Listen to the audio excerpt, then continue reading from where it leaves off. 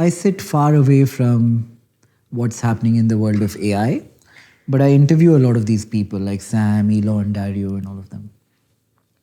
What do you make of it? Like me, the stock trader, investor, I'm starting to feel at this point that if I were to take every private company in AI and short their stock today, in 5 years I might make money. Okay. Why do you feel that?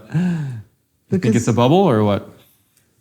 It feels a bit like the internet bubble. I'm not saying AI will not have a use case, but again, this is a very like immature understanding of somebody who's not an expert at the science. I'm not an engineer or in that domain. But I feel like all of these models will get to a point where they're very similar to each other. Either by copying or reverse engineering or whatever, there will come a point where these models become so similar to each other that more countries will go the China way, where I think the world was getting globalized. The next phase is the world gets fragmented. India will have its own copy of the model. Another country will have its own copy. The tokens, the energy, all of that will sit domestically within our country. It might not be at the cutting edge, but it'll do the job. If the world goes in that direction, I don't see the reason to pay the multiples that these private companies have today. Yeah, I think I see what you mean. I think I probably somewhat agree in the sense that, I mean, right now, the demand for intelligence seems to be unlimited. So I think that's going to continue. But, you know, the open source models are really like 6 months behind, and they're like 99% cheaper or more sometimes for inference. So I think it's entirely possible that a larger percentage of the workload goes to these models that are like 99% cheaper. It's kind of like what Moore's law happened with chips, right? But even more dramatic. And, you know, the chip industry didn't like, it's a very important industry. It's had a good run recently because of this new wave, but it's not just going to grow infinitely forever, right? So there is going to be some world we get to where, okay, there's like these very powerful frontier models that are useful for discovering new physics or something, but 99% of people are just running on, like they become price sensitive at a certain point, and the models get good enough and cheap enough where you can run it on commodity hardware.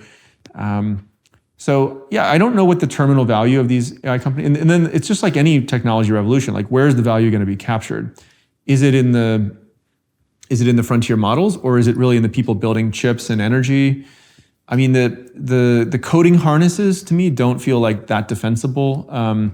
You know, some of them have actually been leaked on the open source. I mean, you could actually I think software is basically free, so you could recreate a coding harness like the Anthropic coding harness, I think. So it's like, yeah, it makes me a little nervous when I see these valuations growing this fast as well. Like I've seen things like this happen before in crypto, and they correct, and then there's real value under it, so then they grow later. All markets seem to repeat these cycles with the internet and everything, even going back to railroads and canals and everything. I agree with that. In a way, I'm rooting for it. Yeah. Like a correction. The one thing I do hope, especially in India, this is again personal to me, but since I am from there, I'm batting for that region. We had this phase where there was Microsoft available and there was Linux available. They were both almost equally the same thing. Yeah. But getting stuck with a Microsoft for a few years when they don't charge much takes you to the point where they begin to charge and it becomes harder to move away from it. I hope people building in India pick open sourced over these models which are charging a fee, because the last thing India needs is, a kid paying $20 a month to another American company, especially if you're building a business which is an application layer on any of these models. You don't want to be held hostage to these guys when tomorrow the thing that was 6 months behind has caught up, but you're stuck because they can get you stuck. Yeah. I don't know how to articulate this better. Yeah, I mean, I'm a fan of open source. I think I'd like to see the open source models continue to evolve and build and get better and better.